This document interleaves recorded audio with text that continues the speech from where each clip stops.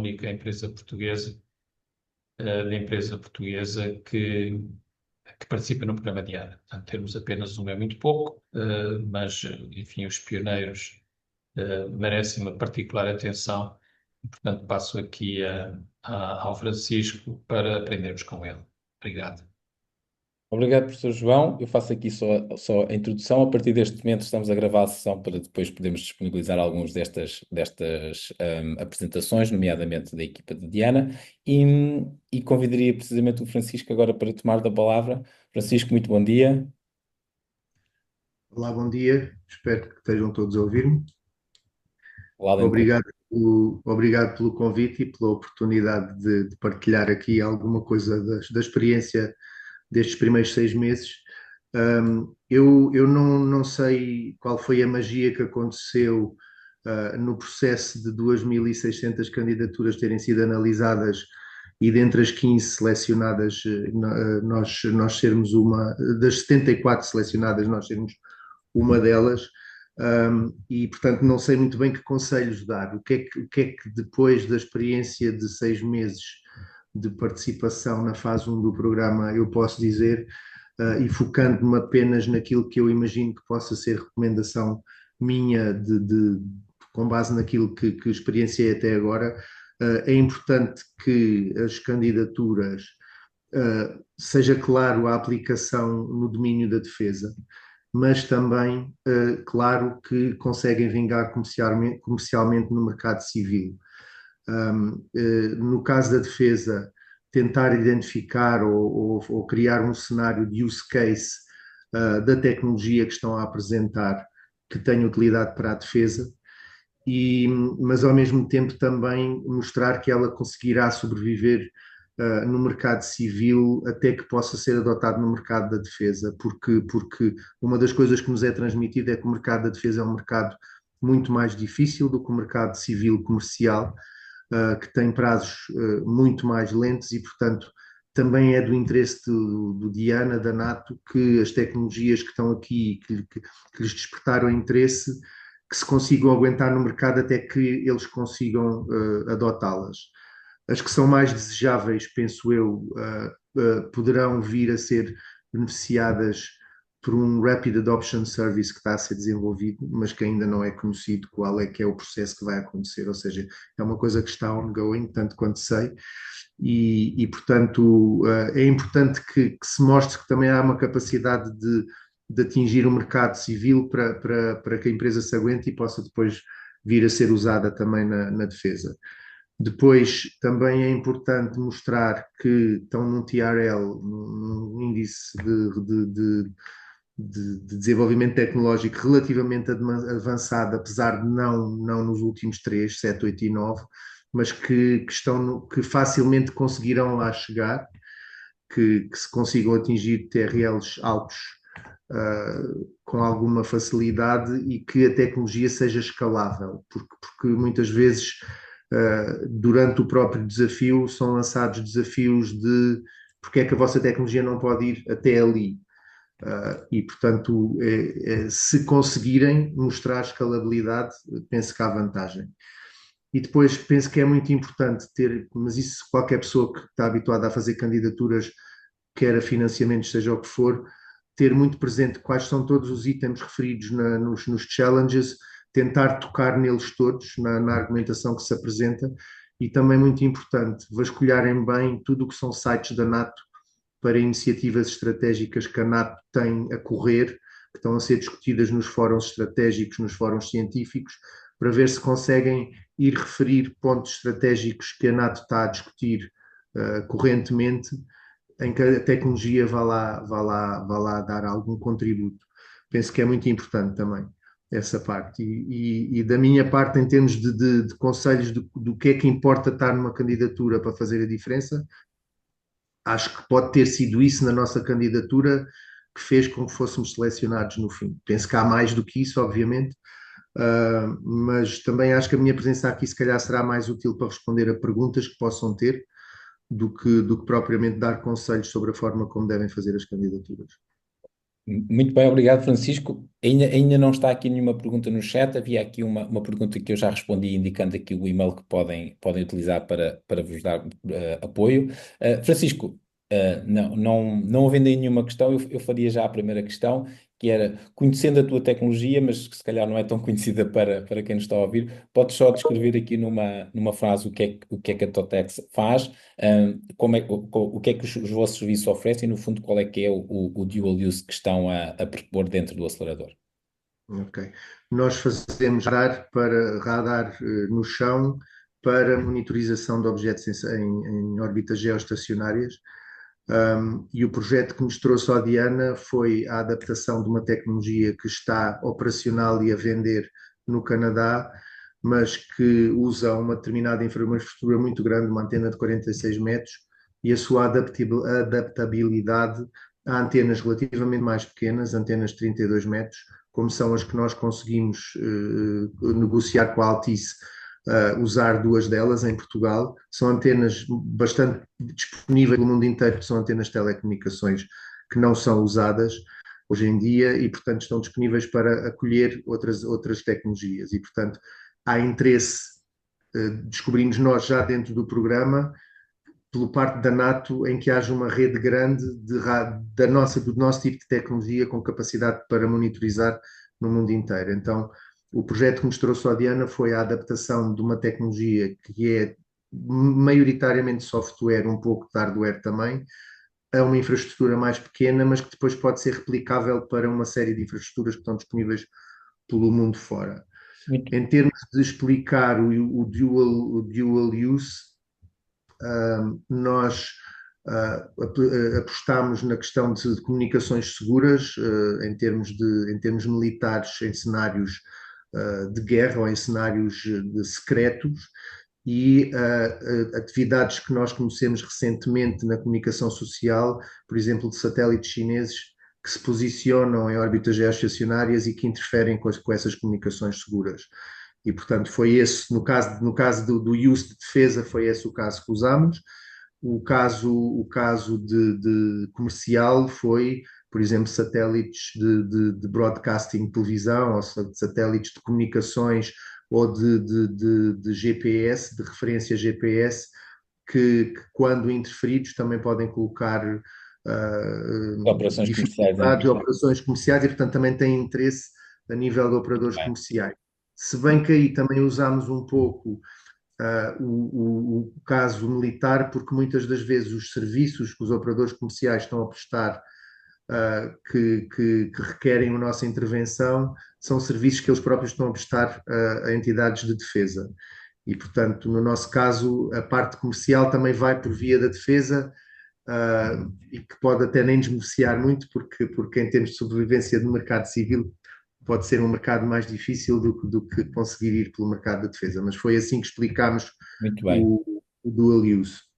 Já agora, e aproveitando porque o Francisco tem um compromisso que vai ter que sair já de seguida, como podes descrever no fundo, a tua experiência no decorrer do acelerador, o que é que têm sido as tuas interações e como é que, se tivermos mais participantes portugueses para 2026, como é que eles podem também tirar o máximo partido da participação? Alguns conselhos. Sim, está, está feito de uma forma bastante genérica, para abranger uma grande quantidade de empresas. E há empresas em fases de maturidade, e de avanço tecnológico muito diferentes dentro do programa, o que coloca algumas insatisfações para algumas empresas que já estão muito mais instaladas no mercado, porque é um programa, a primeira fase é um programa bastante formativo, com conteúdo, um currículo formativo grande em termos de business development, ou seja, é um programa de incubação, aceleração, que, que tem um conteúdo de comunicação, de business development, de pricing, de uma série de coisas que são normais num programa de aceleração de business puro e duro. E depois a parte de defesa, também é essencialmente formativo, para dar ideia do que é o mercado da defesa, quais são os processos de procurement normalmente que existem, em todas as dificuldades. É muito apostado na questão das dificuldades desse mercado. Aquilo que muitas vezes se vai com muita expectativa é de conseguir que o programa nos faça chegar a end users e a investidores. E efetivamente eu penso que isso é uma coisa que acaba por ficar mais para a fase 2, para as empresas que passam à fase 2. Não há um acompanhamento e um mentoring muito focado em cada uma das empresas. Há alguma disponibilização, há o Mentor Loop, que é muito útil porque tem uma série de gente, de mentores que podem ajudar, são-nos atribuídos mentores na área de business, de técnica e de defesa. À partida, são-nos atribuídos aqueles mentores que nós podemos usar e que é suposto termos reuniões regulares com eles para nos ajudarem a navegar os canais que precisemos. E penso que o conselho maior que posso dar é tirar o máximo partido dessas ferramentas. Muitas vezes não são muito reativos os mentores, porque têm as suas vidas, mas a maior parte deles tem alguma disponibilidade. E tirar muito partido do que o selo Diana permite, abre muitas portas. Acho que a grande vantagem que se tira, pelo menos que nós tiramos da fase 1, foi o facto de termos o selo Diana abriu uma série de portas, que foram algumas, conseguimos chegar lá pelos canais das plataformas do Mentor Loop e dos networking moments que nos são proporcionados, mas muitos foram por iniciativa própria, mas o selo Diana, sem dúvida, que abre portas. Muito bem. Muito obrigado, Francisco. E, portanto, vou resumindo um bocadinho esta tua intervenção no sentido de tirar partido, portanto, da rede e alargar, no fundo, a rede e os contactos e aproveitar os mentores e toda esta, no fundo, força que o selo tem e que a vossa empresa está a aproveitar. Portanto, muitos parabéns. Let's switch now to English. So I want to first thank both Veronica and Emma for the time and for the opportunity to present to the Portuguese community. So we have a lot of online participants, so 65 by now, if I'm okay. I would ask, I think, Veronica, you will start the presentation. So. Hi, everyone. My name is Veronica Yordanova. I am a challenge manager with Diana, and I'm joined here with my colleague, Emma Ryan, also a challenge manager. And thank you all very much for joining and for your interest in Diana. I will share my slides, and today what I will go over is, just tell me if you can't see, but I'm assuming you can. Yeah, everything okay from this side? Wait just a second. It's black screen, isn't it? Yeah. Let me try again. Yeah. This is where technology is always playing a trick on us, just to see if we are fully prepared. Of course. I'll try again.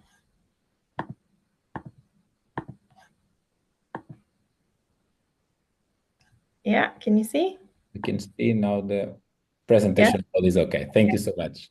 Okay, so I have 15 minutes, right, to go over the slides. However, so today I will tell you about a bit of Diana overview, and hopefully I will not repeat much of what was said so far. However, I don't understand Portuguese, so please do tell me if I should go quickly over some bits. But today I will tell you about our challenge topics and also tips for successful proposal. Again, only 15 minutes. If there are questions, feel free to ask them. I will go quickly over the introduction, our accelerator program, and also our challenge topics, because all of this is on our website, and I encourage you to go into the details because I won't be able to give you this is not enough time to go into the depth of all the details. However, I do think that the tips for successful proposals and some considerations to have in mind while applying are the bits to take out of this presentation. But again, if something is missing, feel free to interrupt me or ask the questions, and I will tell you. Before I go into the presentation, there is a webinar organized by Diana on Thursday, 19th of June, Understanding Dual-Use Technologies. Dual-use is core for Diana, so if you're interested, feel free to sign up and join. Okay, what is DIANA? DIANA stands for Defense Innovation Accelerator for the North Atlantic, and our mission is to find and accelerate dual-use innovation.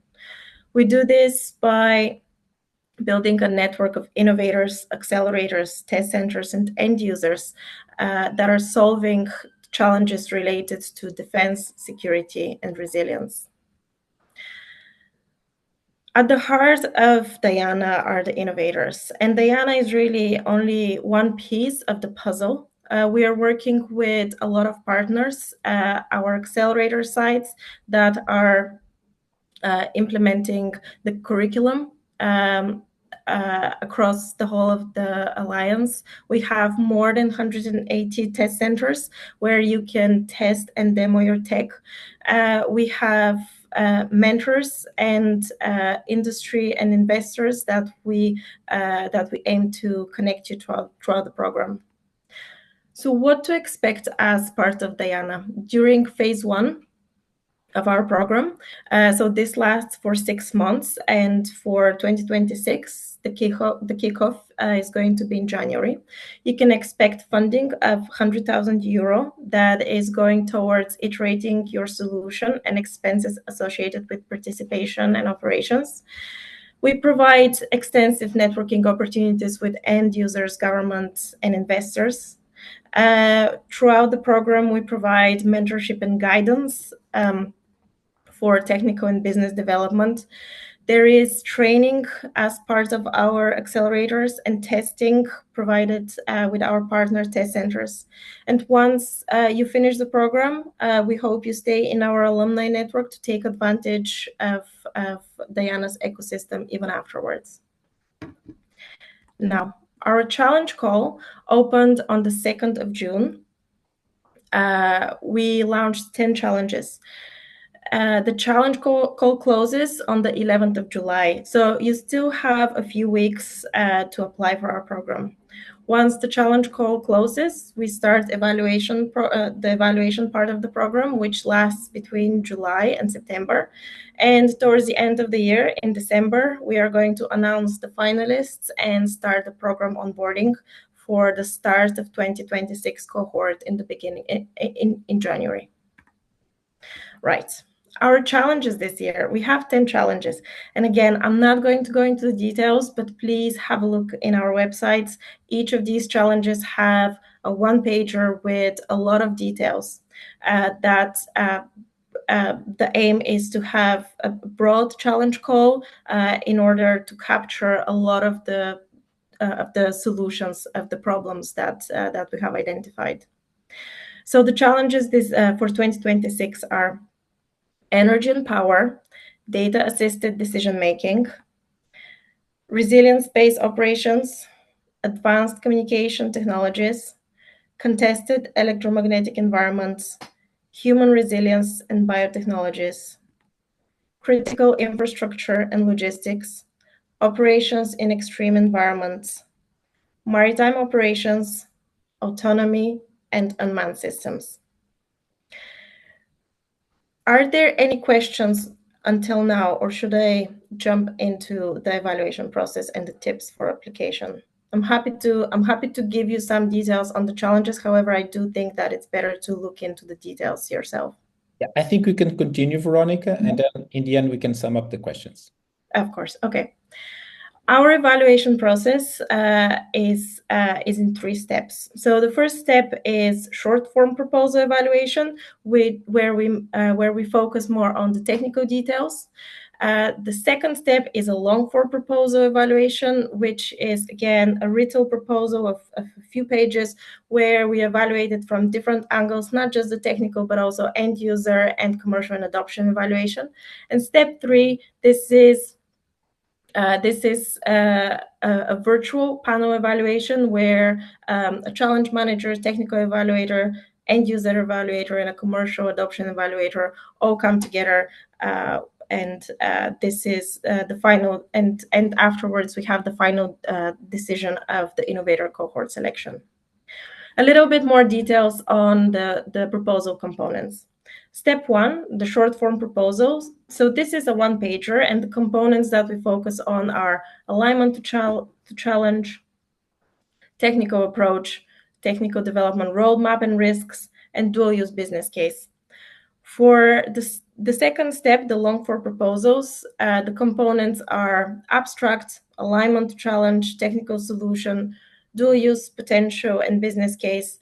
Again, technology development roadmap and risks, and resources and dependencies. This is so the first one is a one-pager. The second one is 3 to 4 pages long, so it's in more detail. And the final one is an interview. So it consists of a 10-minute pitch from you and a 20-minute Q&A session.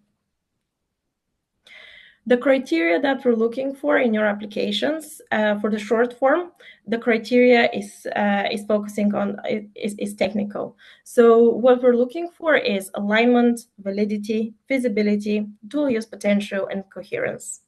For step 2, the long form proposal, one part we're still looking for technical criteria where we are focusing on alignment, novelty, validity, and feasibility, but also we'll be looking for defense and security criteria, where we focus on relevance and impact. Commercial and adoption criteria, that we're looking for viability and commercial approach. And a general criteria, where we're looking for how you're planning to spread your resources and dependencies, and DIANA's suitability. For step 3, for the virtual panel session, the criteria and focus is the same. It's just instead of in written form as in step 2, this is going to be in an interview format. What makes a good proposal? This is the short form proposal. It's a quad chart, as I said, a one-pager. And the sections that we're looking at: alignment to challenge, technical approach, roadmap with risks, and dual use cases. So here are some suggested questions for you to follow when you're writing your application. So things like in the alignment to challenge, what are the elements of the challenge you're addressing? How will your technical solution address the challenges? What is novel and unique in your solution? What defense and security needs are addressed? In the technical approach, we want you to describe your technical solutions, and you're welcome to include graphics and images in addition to that one-pager. For the roadmap and risks, what we're looking for is how will the funding that we provide is going to help you mature your solution. Some of the key milestones in our program are 6 months for our phase 1 program. So what do you plan to achieve within these 6 months? Another part of our program is phase 2. There is another 6 months of continuation of the program. If this is offered to you, what do you intend to achieve within 1 year? Also, we are looking for risks and their mitigation. And of course, dual use. DIANA is looking for dual use solutions. So please tell us about the dual use business case of your solution, applications in both civilian and defense sector. What is the market for your solution? And if you have any investments or relationship already built around your solution. Moving on to the long-form proposal, there are 7 elements, starting with an abstract. Give us a short summary of the solution in 1 paragraph. Part 2 is alignment to challenge. Tell us about the elements that are related to the challenge that you're solving with your technical solution. Part 3 is the technical solution. Describe your solution. Describe your solution. Part 4 is dual use potential. Give us examples for civilian sector, but also defense sector applications. And just a caveat here, you're not expected to have a deep knowledge of the defense sector. However, if you also can describe some potential applications, this is very helpful. You're going to learn a lot more about the defense and security sector during our accelerator program. Part 5 is dual use business case. Describe your solution in terms of generating revenue in the civilian sector, but also if you have some potential adoption avenues for your solution, tell us about this. If you have an idea how you want to scale your solution, or if you have existing industry partners, tell us about this. Again, this is not mandatory, but if you have made your progress in that direction, this is the place to tell us about that. Part 6 is technology development roadmap with risks and mitigations. Here, you should tell us about what is the current technology readiness level of your solution, or TRL, and how do you think DIANA can help you further develop your solution into a demonstratable or deployable capability. And finally, in part 7, resources and dependencies, tell us how the 100,000 euro funding is going to help you support and develop your technical solution. And tell us how your team would continue to advance the solution alongside the required program engagements. Here are some strengths based on applications that we have seen in the past. So strengths that we have observed. What we're looking for is a clear, thorough description of the solution. What does it do? How does it work? Who needs it? Think about this elevator pitch. Strong understanding of the solution's dual use potential. What is your plan for leveraging the program? Make sure that you identify the risks and mitigation practices. We're looking for a realistic, milestone-based technology development roadmap. Tell us about the competitors. We want to see that you're aware of that. And also show us a balanced spend plan that supports your development. Some areas of improvement that we've noticed based on applications in the past challenge calls is when the idea is a bit too vague and there is no credible plan of how the solution can be developed into a product and be adopted. There are limited details on the technologies, so it's hard for us to judge how innovative or novel the idea is.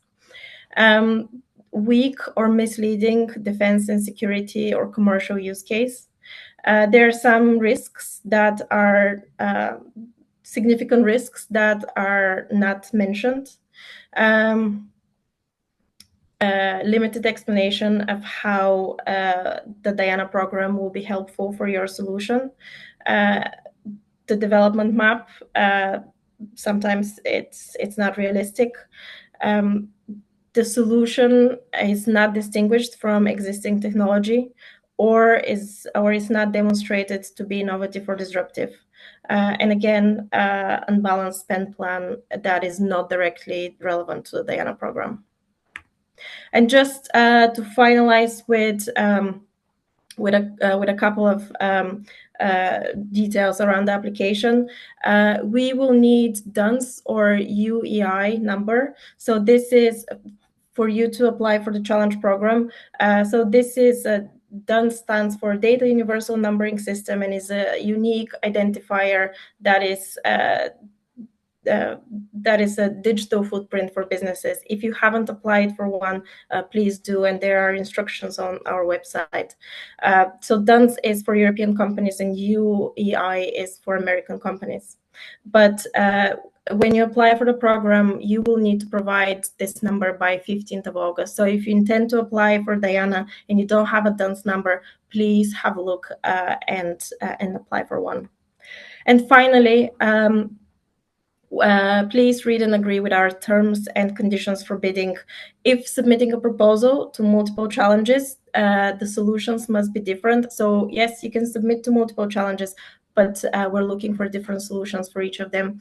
DIANA does not take any intellectual property rights in your solution, and we do not take any equity in your business. Our funding is equity-free. And the funding that we provide as part of the program is to enable iteration of your solution and attendance to the accelerator program. If you want to find out about the latest updates, please follow our LinkedIn page or read our DIANA website. Thank you very much. Thank you so much, Veronica. How efficient you were throughout the presentation, and really, really good. And thanks, Emma, also for replying to most of the questions that were already submitted in the chat. So just to sum up some of the questions.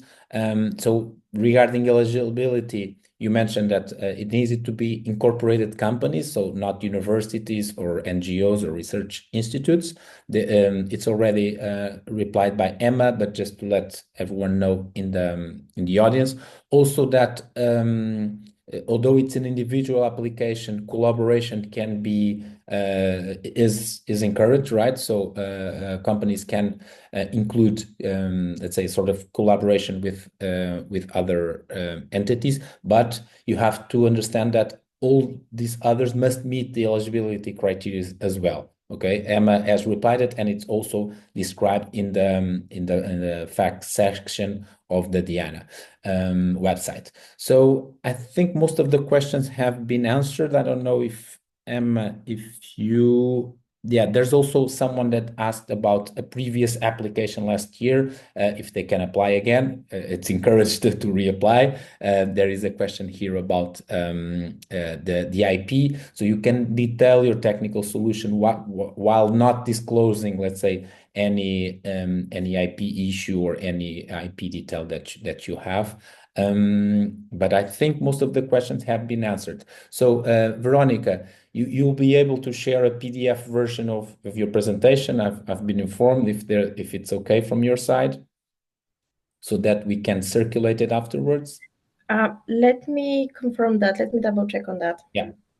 Okay, if possible, I think participants would be very happy to receive it, because again, it's a lot of information, but I think it's very understandable. I would also advise all participants to clearly and very deeply understand the technical requirements of each challenge. So you can apply to different challenges with different solutions for sure, but be aware of all details, because challenges are well explained, and they are, I think, very interesting from let's say a technical perspective, but that's my opinion. I will leave an extra minute for anyone that can share a question. Let me check. Okay, there's If I could just add a few things as well. So in my answers, I've also provided a link to where you can look into your DUNS number. So that's www.dnb.co.uk/about/choose your country. So please do, if you don't have a DUNS number, we cannot stress this enough, you need a DUNS number.